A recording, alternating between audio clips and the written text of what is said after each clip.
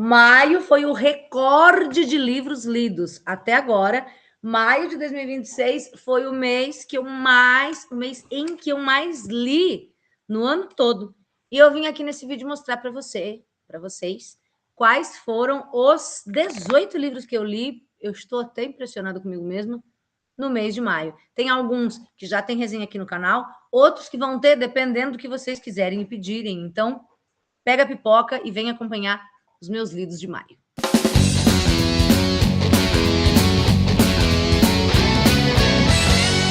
Oiê, eu sou a Ju Palermo, você está no canal Fala Pra Camões.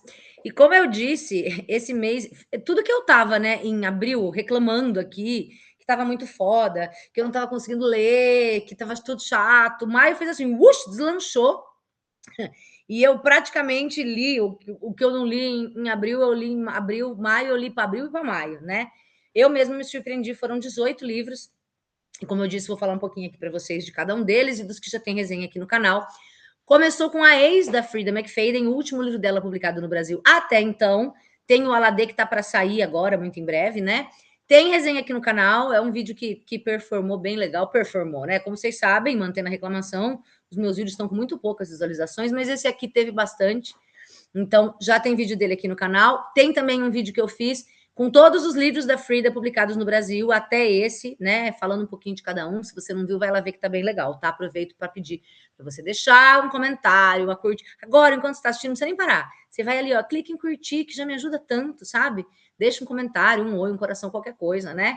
Então, eu comecei com a ex da Frida McFadden. Eu falei isso no livro, no vídeo de resenha dele, que eu li em pouquíssimas horas esse livro, né? Em mais ou menos 3 horas, e foi muito divertido. E aí parece que me destravou, né? Aí eu peguei logo na sequência. Bom, eu não vou falar muito dele, porque já tem o vídeo aqui. Aí eu peguei o tal do Mentirosos, da E. Lockhart. Não tem, é E. Lockhart, não tem mesmo o que é esse I dela, né? Que é um livro que não é tão novidade, na verdade não é nada novidade. Ele foi lançado em 2014 nos Estados Unidos, mas chegou no Brasil também em 2014 pela editora seguinte, e ao que tudo indica, ele tem essa capa assim modernosa, brilhante, né? Ele foi sucesso, né? Tem até uma série, me falaram, uma pessoa do meu Instagram veio me contar, que a Ana veio me falar, que tem série, acho que no Amazon Prime. Eu falei, quem sabe talvez veja, mas assim, não achei ruim, mas não achei tão maravilhoso. Achei ok, achei legal, né? Vai contar a história aí de 4 jovens que passam. Eu achei bonitinho porque tem um mapinha, né? Eles passam as suas férias numa ilha que os avós construíram, e aí tem uma casa, a casa dos avós, e uma casa para cada uma das irmãs, com seus maridos e filhos, então eles são primos, além de um agregado, e aí vai contando um pouco sobre esses verões deles, né, e essas férias deles ali, e tem um acidente traumático, e uma das personagens, que é a personagem principal, ela não tem memórias desse acidente, e aí ela vai tentando lembrar, enfim, vem um plot twist que é até interessante, um tanto quanto previsível para quem lê bastante thriller, mas ainda assim interessante. Fiquei até curiosa para ver como que colocaram isso nas telas, mas eu estava numa pira tanto de ler que eu emendei um livro no outro, eu não parei para ver série nenhuma. Ele é um livro de leitura rápida, tem muitos diálogos, e ele tem umas inovações que eu não sei se gosto muito, que assim, né, ao invés de seguir parágrafo, ela vai quebrando as frases, não sei se gostei muito disso, mas enfim, é um livro que não faz mal para ninguém, também não muda vidas, achei divertidinho.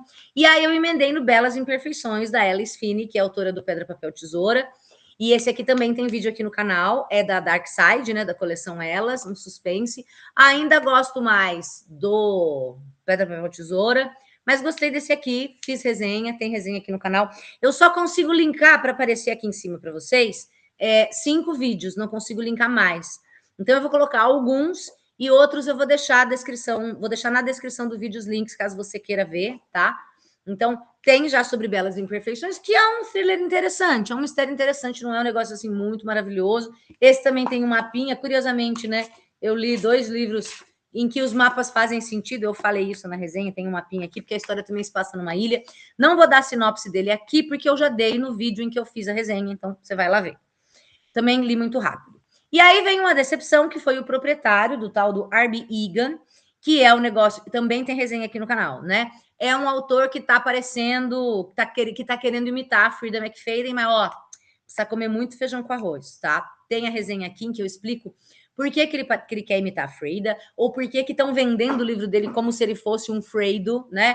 Alguns influenciadores aí que ganharam dinheiro para isso, para dizer que é o novo Freido McFadden. Não, não é, não se deixe enganar. Vai lá ver meu vídeo de resenha em que eu explico o que ele imita da Freida, o que ele consegue fazer parecido e que é ruim, e o que ela faz de bom que ele não consegue fazer. Eu li O Proprietário, foi uma leitura arrastada, não gostei e tudo mais.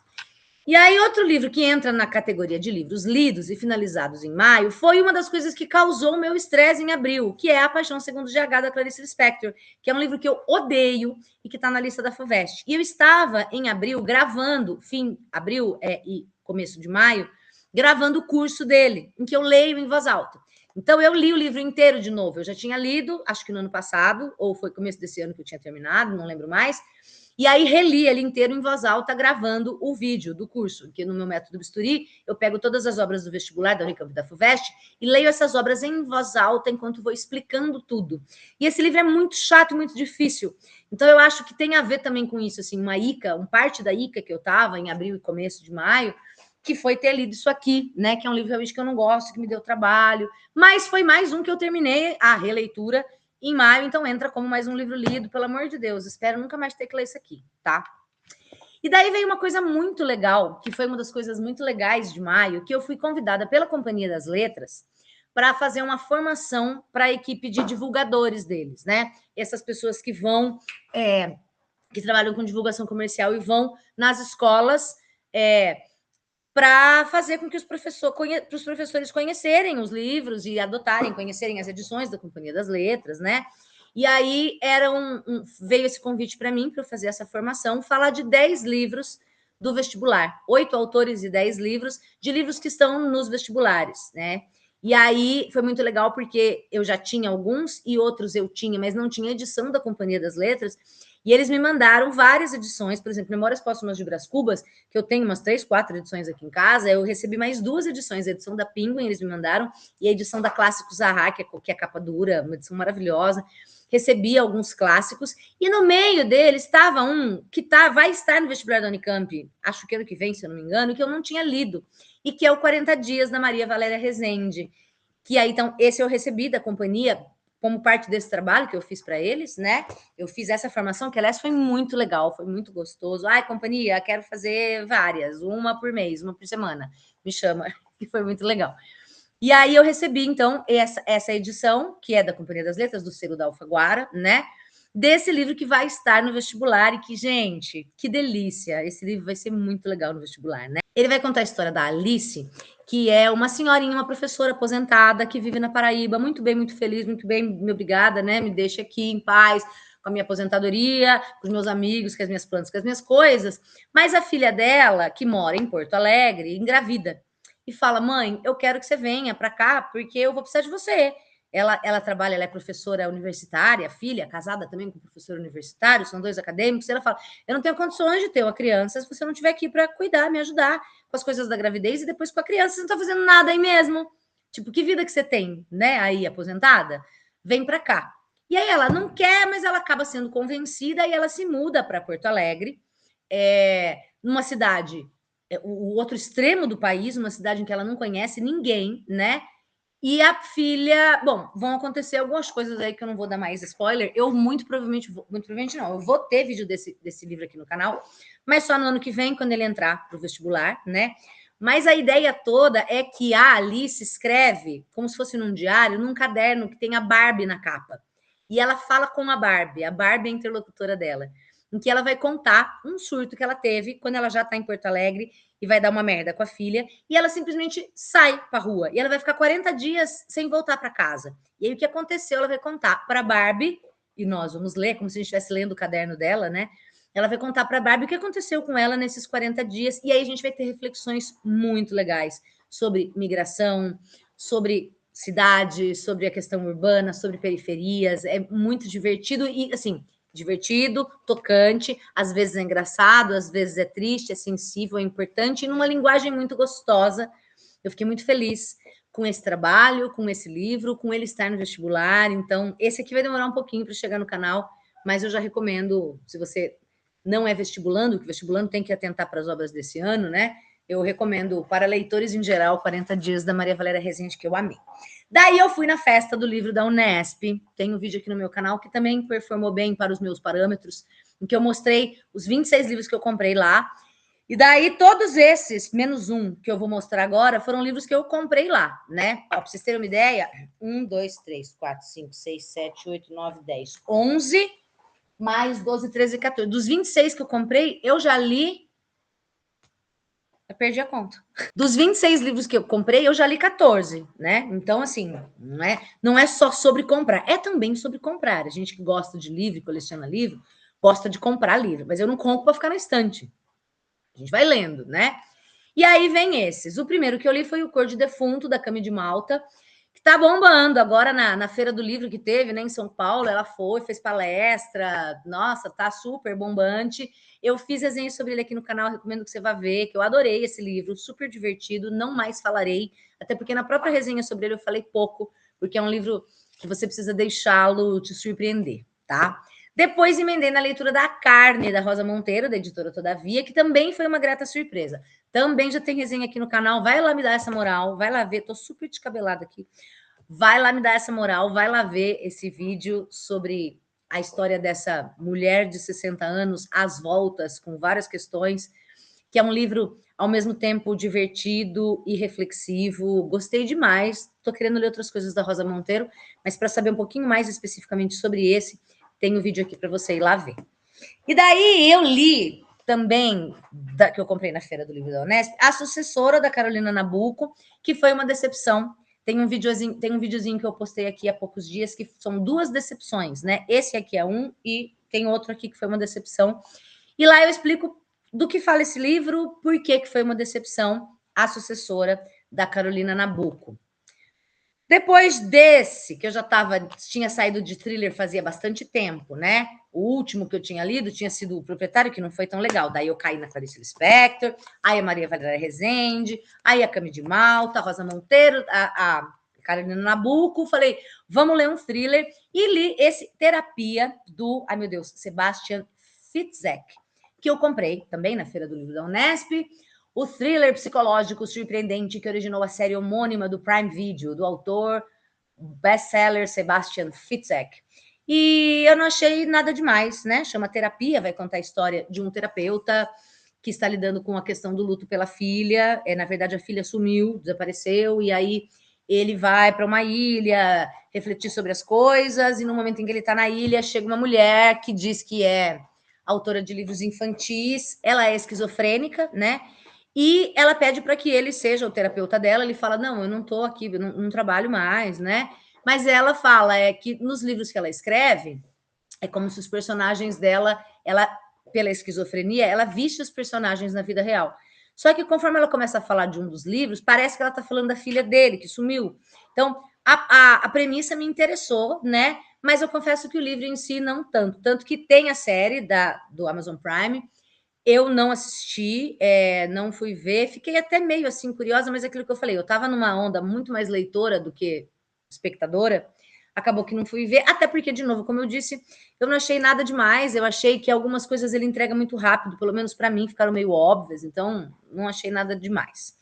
E aí eu fui ler o Nego Tudo, da Andrea Del Fuego, que está no mesmo vídeo da Sucessora, que é o vídeo Duas Decepções, né?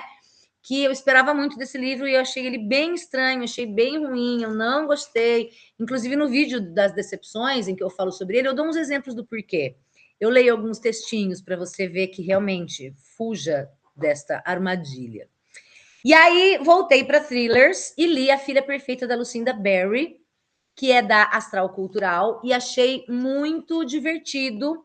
Foi um livro que eu li em poucos dias também. Bom, todos esses eu li em poucos dias, porque foram 18 livros em um mês, né? Uma média de menos de 2 dias por livro, né? Porque teve livro que eu li muito rápido, teve livro que eu levei mais tempo, eu levei no máximo de 2, 3 dias.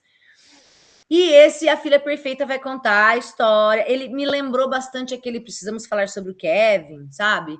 Que é a história de uma menininha que é encontrada em uma situação bizarra, cheia de sangue. Ela é encontrada numa situação cheia de sangue, meio que abandonada, e ela muito machucada, o que aconteceu com essa menina, pelo que essa menina passou, ela vai ser adotada por um casal de um médico e uma enfermeira, que são casados, que cuidam dela quando ela chega no hospital, só que essa menina em casa vai começar a demonstrar comportamentos um tanto quanto estranhos, né?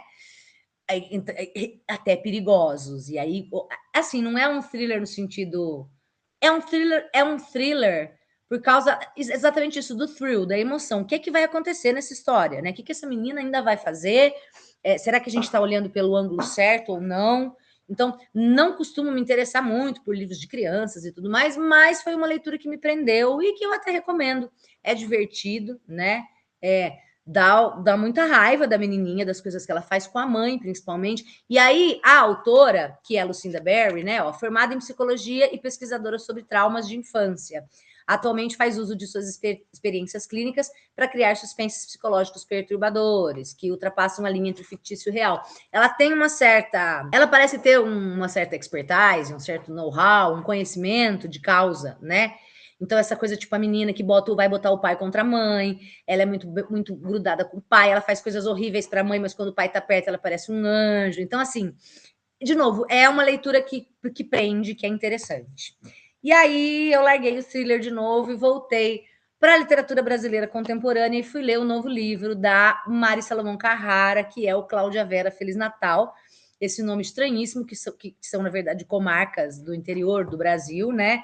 E que vai contar a história de um juiz recém-formado, um juiz de direito, ainda jovem, inexperiente, que vai, não tem como, ele aceita esse emprego, né? Nessas cidades do interior do Mato Grosso, se eu não me engano, Mato Grosso do Sul, agora não lembro, do interior do Mato Grosso.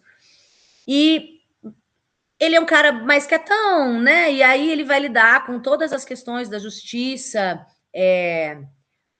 bem a justiça brasileira, né, na sua essência e como ela de fato funciona. A Mari Salomão Carrara, eu já li todos os livros dela, né? E o último livro que ela lançou antes desse, que foi A Árvore Mais Sozinha do Mundo, com que ela ganhou o Prêmio São Paulo de Literatura, enfim, eu fui no lançamento dela que teve aqui em Campinas, na Livraria Candeeiro, que ela autografou todos os meus livros, né? E a Mari tem uma formação no direito também, né? Assim como o Pedro Jucá, que é um autor que eu revisei na Urutau, o Coisa Amor, foi o livro dele, o primeiro livro dele, e agora ele já lançou um outro, e agora eu vi esses dias que assinou contrato com a Record, né? Então tá lançando outro livro. O Pedro também vem do direito, assim como a Mari, né? E aí a gente vai ser apresentado ali ao procurador, ao defensor, as questões da justiça, as injustiças, enquanto a gente vai acompanhando a vida desse juiz, que é muito quietão, que não tem muito jeito com as pessoas, né? E tem um caso, na verdade, que ele está demorando muito para tomar decisão. Ele é um juiz que não consegue tomar decisões rapidamente, né? E tanto que ele se questiona várias vezes se ele está na profissão correta, né? E aí é um caso em que ele não consegue chegar logo a um veredito, a uma decisão, e um dos advogados meio que não processa, eu não sei os termos, eu não entendo nada de direito e nem quero entender, porque eu acho tudo chatíssimo, mas ele tem que escrever para um juiz para dizer por quê, para o desembargador, eu acho, né? Por que ele está demorando tanto? Para explicar, ó, não é porque eu não quero, é porque realmente é um caso complexo que eu vou te contar. Só que antes eu queria contar um pouco para você entender por que está tão difícil chegar a uma conclusão sobre esse caso. Eu vou te contar como que foi minha vida desde a minha chegada aqui. Então, é como se a gente estivesse lendo essa peça que ele escreve para justificar qual é esse caso no qual ele está demorando tanto e por que ele está demorando tanto. Só que essa coisa do caso vai aparecer só no último terço do livro. Antes a gente vai acompanhar a vida dele, a vida das pessoas que o rodeiam e que vão sumindo, porque ele vai ser transferido da cidade de Cláudia para depois Vera e depois Feliz Natal, que são os nomes, como eu disse, né, das comarcas, enfim. E eu senti muito um tom que eu já tinha sentido na Mari Salomão Carrara, na Árvore Mais Sozinha do Mundo, no espelho. Na Árvore Mais Sozinha do Mundo é contado por 4 narradores, um deles é um espelho português, no qual ela usou uma linguagem do português de Portugal que me trouxe um quê de Saramago. E nesse aqui eu senti bastante, sabe? Parágrafos longos, uma linguagem saramaguiana, digamos assim, que muito me agradou, né? Eu amo Saramago, é meu autor favorito, eu sinto muita falta de ter livros novos dele, e senti que Mari, não sei, né? se alguém mais leu isso e sentiu isso também, que conhece Saramago, mas eu senti uma saramaguice aqui, sabe? No jeito de contar, na caracterização psicológica do personagem. Eu amei, né? Mari Solomon Carrara não está dando ponto sem nó, e não é à toa que esse livro dela está fazendo tanto sucesso, e ela merece, está escrevendo muito bem. Aí voltei para o thriller para ler o Mentiras Submersas, da Lucinda Berry, que é a mesma autora da Filha Perfeita. Como eu gostei tanto daquele, né? Mas esse aqui não foi tão legal. Primeiro, porque a história em si não é tão boa. E segundo, porque eu achei muitos erros horrorosos de revisão. Quem me acompanha no Instagram sabe que eu fiquei putaça, que expus mesmo as pessoas, que não é possível, eu vou expor de novo, ó. O Hélida Muniz, que fez a preparação de texto, Alexandre Magalhães e Maria Moritz Tomazoni, que fizeram a revisão, eu não sei ganhar esse dinheiro, eu não sei para quê, porque tem erros grotescos aqui de desvios gramaticais que se repetem, então você vê que a pessoa de fato não sabia a regra, não foi uma coisa que escapou, né? Isso me incomodou bastante no livro, isso foi mais importante para mim do que a trama em si, né? Que é até interessante, umas mulheres ricas, que têm bebês, e elas têm um clube de mães, e uma delas é encontrada assassinada, na verdade ela é encontrada na piscina da festa que elas estavam dando, e aí foi o assassinato, e aí você tem as principais suspeitas, e aí a gente vai voltando em flashback para entender a vida dessas mulheres, é aquela coisa meio mulheres ricas, tem um suspensezinho, mas não é nada demais. A Filha Perfeita é melhor, e realmente a quantidade de erros desse aqui me irritou bastante. Aí eu li O Funeral da Baleia, da Lilian Sais. A Lilian Sais também é uma autora que eu revisei na editora do Tal, revisei o livro dela de poemas, eu falei no vídeo da festa do livro da Unesp, né? Que eu tinha revisado o livro da Lilian, que eu não sou muito de poesia, mas eu gostei bastante do livro dela. E aí, O Funeral da Baleia, realmente, a Lilian também estava na festa do livro, né? Feira do livro, que teve agora em São Paulo, agora em maio. Se eu não me engano, ela participou de uma mesa com a Cami de Malta, do Cor de Defunto. São duas obras que falam sobre luto da perda da mãe, né? O Funeral da Baleia também é sobre isso. Mas ele tem um quê aqui de realismo fantástico. É uma obra bastante metafórica. É praticamente uma novela, né? É bem curtinho, é bastante poético e a Lilian é muito boa, mas não é assim, nossa, achei fenomenal. Eu acho que o livro de poesias dela, eu até gostei mais do que O Funeral da Baleia, porque para mim ele fica um pouco metafórico demais, um pouco poético demais. Apesar de ela ser sensacional e ser um livro muito bom, só que para o meu gosto, assim, eu achei um pouco poético e metafórico demais.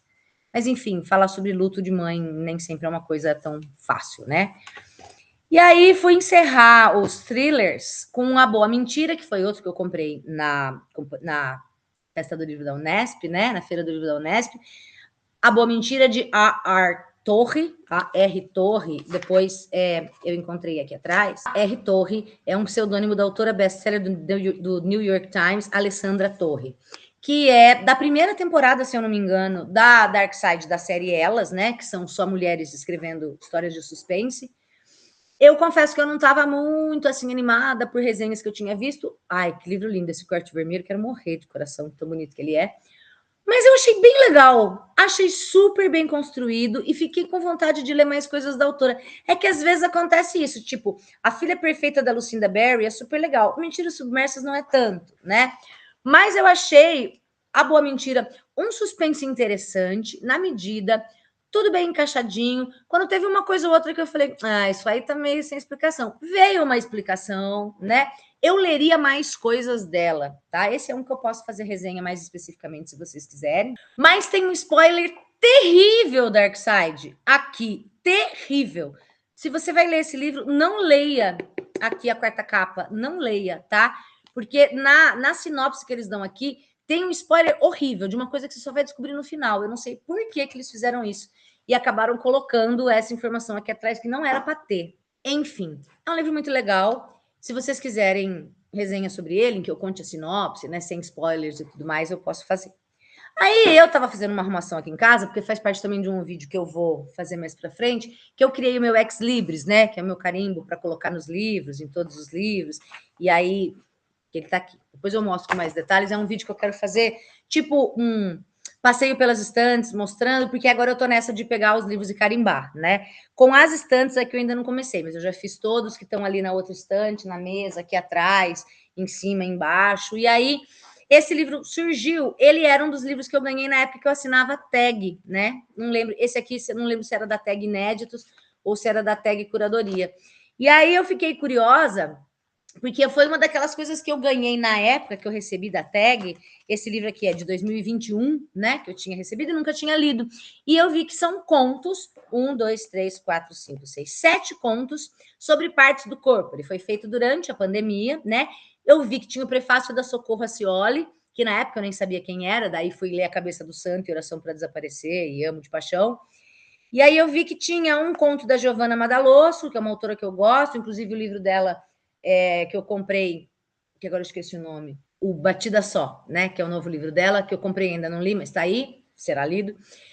Aí falei, vamos ler, né? Falei, vai ser tranquilinho, são 7 contos para partes do corpo. Então tem um conto para pele, um conto para fígado, um conto boca, um conto do Antônio Prata, que é sobre o pênis, e que é muito divertido. E, enfim, são 7 partes do corpo, e eu li. Alguns são bons, outros não. Acho que tem uns 3 contos bons e os outros eu não achei bons. Mas, enfim, uma coletâneazinha de contos que eu li. E fechei o mês de maio lendo O Amigo, da Sigrid Nunes, que é uma autora que eu não conhecia, que me foi indicado lá no stand da Editora Instante, e eu não gostei, né? Parece que teve um livro, não esse, mas teve um livro dela que foi adaptado, o novo filme do Almodóvar, o último, que eu ainda não vi, parece que foi adaptado de um outro livro dela. Esse aqui, foi adaptado para o cinema em 2024 com Naomi Watts e Bill Murray. Eu não vi o filme e não sei, tem algumas reflexões interessantes, né? Mas, de maneira geral, eu não gostei. É a história de uma mulher que está em luto por um amigo que morreu, né? O amigo dela foi professor dela na faculdade, era um escritor, enfim, o cara se matou e deixou para ela um cachorro, que é um dog alemão gigantesco. Ela mora no apartamento, ela nem podia ter o cachorro. E aí ela vai meio que conversando com o cara, nesse processo de luto, ela vai conversando com esse amigo que morreu, relembrando a vida deles. É que ele é um personagem detestável, eu achei, pelo menos, né? E aí ela aproveita para falar, é um pouco de... Como é que eu explico isso? Aquele excesso de erudição, quando a pessoa quer jogar na tua cara tudo que ela sabe sobre vários escritores, né? E fica parecendo que é mais aula do que contando uma história, né? Isso me incomodou um pouco. Mas tem algumas reflexões interessantes sobre essa coisa de hoje todo mundo publica, hoje qualquer um é poeta. Os jovens não querem estudar, não querem ler, eles querem publicar sem ficar lendo, eles querem... Enfim, tem algumas questões legais. Mas, de maneira geral, não fiquei afim de ler outras coisas dela. Achei meio chato, meio como eu falei, eu quero ouvir a história, eu não quero aula sobre outros escritores, né? Tipo, gente que gosta de livro, gosta de ler livros, em que no meio da história tem informações sobre outros autores e livros. Não, não quero. Se eu quiser, eu vou fazer um curso sobre esses escritores. Essas coisas enfiadas assim no meio da história desvia demais o foco, e aí eu não gostei tanto. Mas, de todo modo, foi um mês de bastantes leituras, né? Foram aí 18 livros. E, como eu falei, foi para tirar o atraso de abril, né? Agora, junho já está mais devagar, né? Junho, acho que eu li 3. Aí eu comecei a ler um, larguei, não rolou. Aí peguei outro, fui até a metade forçando, mas falei, cara, quem eu quero enganar? Não estou gostando, não vou me forçar a ler. E aí, recentemente, peguei um outro, estava começando a ler, mas tem um monte de coisa acontecendo, porque as férias estão chegando, e aí a escola, né, fim de semestre para o professor é uma loucura. Então, junho está mais devagar. Mas, como eu disse, em maio eu li por maio e por abril, que eu não tinha lido direito, né? Acho que julho será assim. Em julho terei férias, tem um monte de livro novo aí para ler. Talvez em julho eu tire o atraso de junho, né? Quem sabe? Vamos ver. Se de fato junho, a gente já está quase na metade do mês, né? Não for um mês tão profícuo de leituras, talvez eu deixe para fazer só lidos de junho e não fale... Lidos de julho, desculpa, e não fale de junho. Mas não sei como vai ser. O fato é que esses foram os livros que eu li em maio. Tem aqui as resenhas de vários deles, de alguns deles, de outros que eu não fiz. Se você quiser, me deixa aqui e fala, Ju, me interessei por esse, conta mais.